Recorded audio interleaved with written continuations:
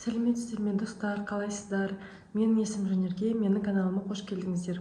Бүгінгі видеода сіздерге мен Луиза Хей ханымның «Исцеление души» атты кітабымен бөліскім келіп отыр.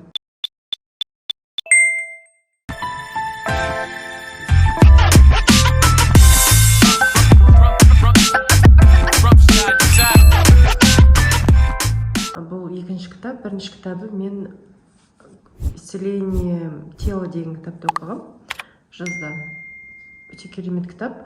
Бұл кітаптың басты идеясы, бұл жерде осы «Исцеление тела» кітабын оқыған адамдардың осы жерде осы кітапта результаттары жазылған екен. Неше түрлі адамдар көптеген аурулармен, көптеген өзінің өміріндегі бақытсыздықтарынан құтылып, керемет өмірге аяқ басады.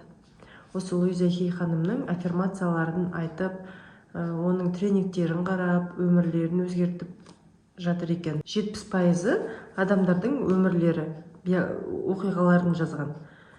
Осындай болды, менде бір аурулармен ауырған адамдар. Одан кейін Луиза Хейдің аффирмациясын айтып, дәл сол ауруға қандай аффирмация ұсынады, сол аффирмациясын айтып, сол ауруларынан жеңіп шыққан екен көп адамдар.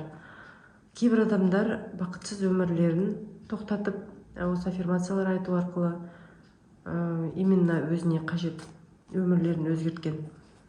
Керемет енді. Маған кітап өте қатты ұнады. Мен бұл кітапты библиотекадан алған болатынмын. Енді мен ойымша сатып алған дұрыс сияқты, себебі мен әрқашанда былай оқып тастадым, бірақ та арасынан әрбір адамның өмірін алып, бетіп бір оқып жіберсем, маған үлкен мотивация болады өзімнің ойымды дұрыс жаққа қарай бұру керектігі жайында. Біздің ойымыз енді үздіксіз ойлана береді ғой. Біз оны контролировать етпесек, ол дұрыс емес. Сондықтан осы кітапты сатып алу керек деген шешім қабылдадым бұйырса. Менде ең қызығы, әр адамның өмірі өте қызық. Енді жан жақтан неше түрлі мемлекеттерден адамдар осы Луиза ханымның кітабын оқыған, сөйтіп өздерінің өзгерістерімен бөліскен екен. Мен Луиза ханымды енді 5 жылдан аса бұрын естігенмін, жалпы Луиза Хей аффирмациялар деп, бірақ та аффирмацияларды бір айтып, бір айтпай солай қалып қоя беретін. Және де ол кісінің нақты кітаптарын оқыған емеспін. Енді осы кітаптарды оқып жатқаныма өте қуаныштымын, себебі мен көзім жетіп жатыр осы аффирмациялардың күшіне. Сөздің құдіреті, енді аффирмация деген сөз ғой, сөздің құдіреті деген өте күшті. Сондықтан әрбір сөзімізге біз деген дұрыс мән беріп қарауымыз керек. Менің бұрынғы видеоларымда да осы көбінесе тақырып қозғалады. Сондықтан біз деген аффирмация айтып қоя салған дұрыс емес. Мысалы, біз үздіксіз ойлаған кездегі ойларымыз, ол да аффирмация болып кетеді.